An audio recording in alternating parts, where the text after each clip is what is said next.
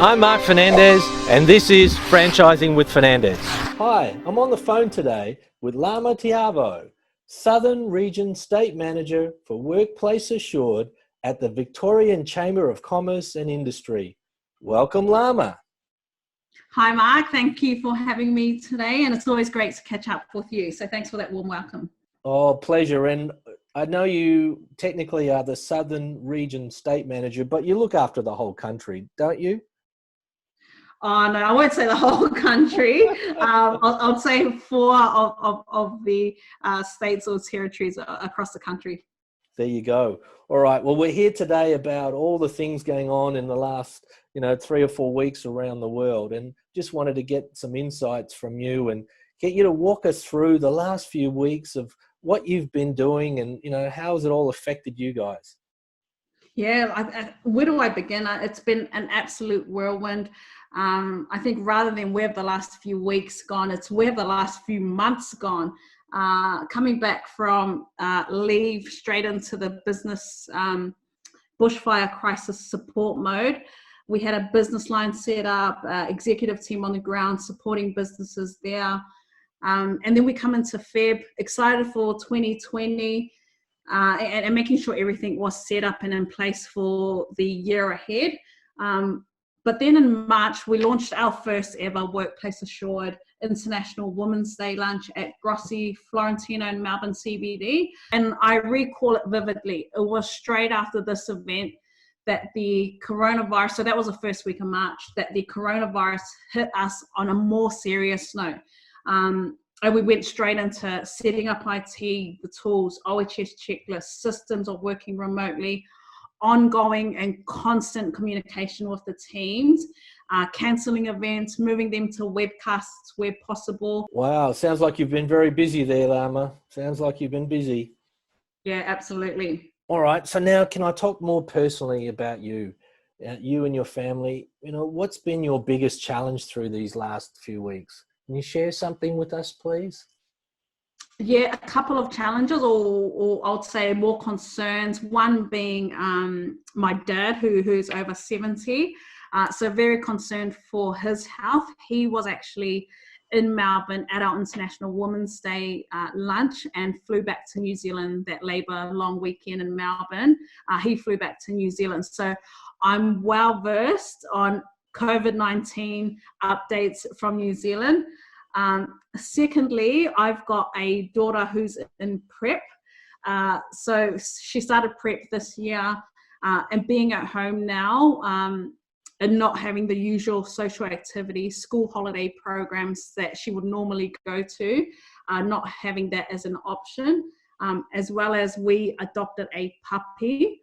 Which we've had in the pipeline for a while. And now that puppy's not getting pet school. So a lot of this education from home, relying on me and my husband. But look, having a preppy and a puppy, I must admit, one of the best things. They keep themselves busy, they entertain themselves and look after themselves majority of the time. And every now and then they'll pop up on the odd Zoom or Microsoft video call. But I am very mindful that they're not getting the education or social activities that they're used to. Well, the real question here is, what's the puppy's name?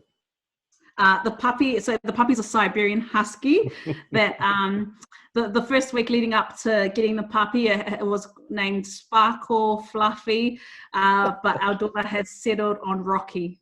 Rocky. Sorry, and Yeah. how old did you say Rocky was? 8 weeks. Now let's talk about your business and the types of calls you're fielding from franchisees, franchisors. Can you talk about the inquiries and what the craziness, I guess, that you must be dealing with at the CCI? Yeah, sure. So our advice line, we've been getting smashed with inquiries, and I'll give you an example.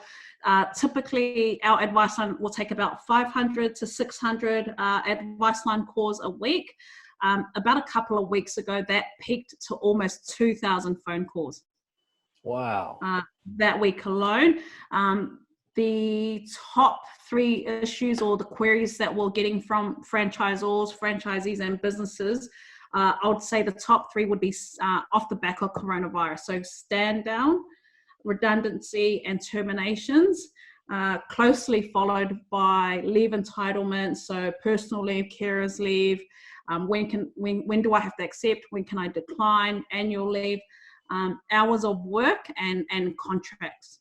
That's enough to keep you busy for a year, I think, if you just answered all those inquiries. So have you got one person sitting behind a desk going, I'll reply to all of these inquiries, or I'm sure you've got a team.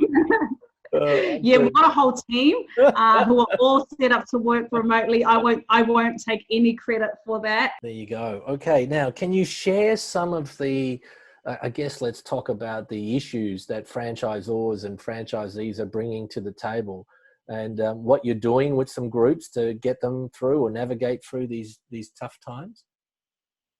Yeah, so we've done a few webcasts via Zoom or Microsoft Teams with some of the franchisors. And I think the ones that we've worked closely with, the key thing or the key theme that we've seen across the board is communication, ensuring that the franchisees are getting the correct information. There's so much information out there. But the ones that we've worked closely with, they've done a great job, whether it's organising weekly sales calls with their franchisees or weekly operation meetings. And those are the meetings that we get involved in as almost like a guest speaker presenting on employment relations from a legal perspective. There you go. And can you share any positive stories? Have you had anyone go, oh, that's amazing, it's just saved my business? Or is there anything out there that you can share with our listeners? Yeah, look, we've seen some very positive stories come out of COVID-19. Look, and we are well aware that there are businesses experiencing a lot of hardship as well at this stage. But we've seen businesses diversify and expand their products and services. In the hospitality industry, which has taken a massive hit, we've seen restaurants now offering takeaway, frozen meals, food delivery, servicing some of the essential workers as well. In retail, businesses have improved their online presence. Estate agents moving to online inspections, and we're even seeing online auctions now, which just happened for the first time last week. And transport and logistics companies that used to offer only one particular service, now offering a whole range of products and services. And I'm sure we will hear more of these stories come out over time. Now, Lama, let's fast forward 6 or 9 months. What do you see for small business and franchising? Where are we heading? What does it look like? Look, I'd like to think that we will get through all of this, and I'm sure we will. But the world that we knew or the world that we lived in won't be the same. It's like any experience in life. We come out learning new things, improving things, and being more aware and almost like bigger and stronger. So I think we will have a new type of normal, hopefully traveling again, and our businesses, economy, and families are thriving and socializing again. So definitely a positive outlook from my perspective. And if I had to ask you for one tip, or if you had one thing to say to the Australian franchising industry or community, what would it be? Look, I had a great quote from someone earlier this week, and they said, we will get through it, all of us, but the only way over this is through it. Yeah, there you go. Great. Lama, thank you very much for your time. We really appreciate it. And I wish you and your family all the best, and to help you get through this, personal tough times as well.